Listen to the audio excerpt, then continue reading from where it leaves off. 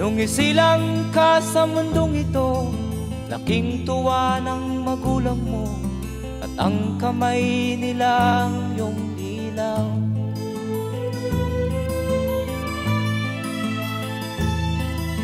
At ang nanay at tatay mo'y di malaman ang gagawin, minamasdan pati pagtulog.